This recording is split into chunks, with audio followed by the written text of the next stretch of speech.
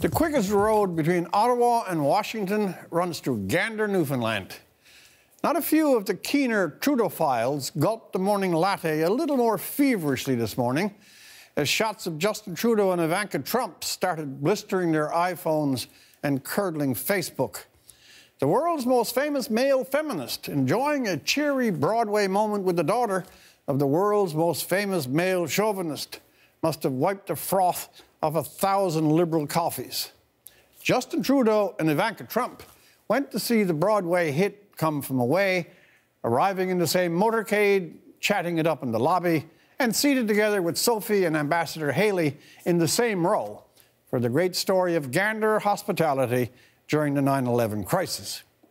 It was their second tete-a-tete, Mr. Trudeau and Ms. Trump, having sat in on a round table convened by Ivanka when the PM visited Darth Vader, President Trump, a while back. Now, to Trump-phobes and Trudeau-philes, this has to be unsettling. Ivanka is plainly not Donald, but sex and age notwithstanding, she's a close stand-in.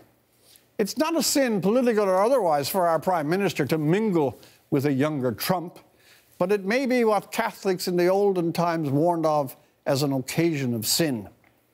However, not to worry. Soberly viewed, this may be an artful and judicious move by Justin Trudeau. The likelihood that he and Donald will ever hit it off will come only after the day the leopard sits down with the goat and both of them exchange mutually agreed upon recipes.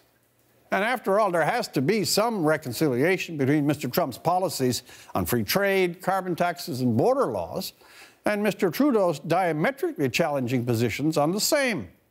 But should Justin find connection with Ivanka, should his blazoned feminist credentials give him rapport with the president's daughter, well, what a neat win. Now, I don't want to see them on So You Think You Can Dance or North America's Got Talent, but you get the idea. Ben Mulroney could consult as a kind of master of ceremonies Kissinger. Now that we've got this Newfoundland game afoot, perhaps a summit at the celebrated hotel on Fogo Island might be a venue for the meeting of minds. 2 weeks on Fogo Island and a meal of moose liver and bake apple dessert, and Mr. Trump would be a different man. That noted, it is a wonderful thing that Newfoundland open-heartedness is winning audiences on Broadway. But sad to note at the same time that the culture that mostly formed and fashioned the spirit of a helping hand in a time of need is itself in decline. The Newfoundland outports are emptying, the occupation fishing that supported them under more than deep stress. We are, in fact, slow witnessing a farewell to a hard life that bred rich character.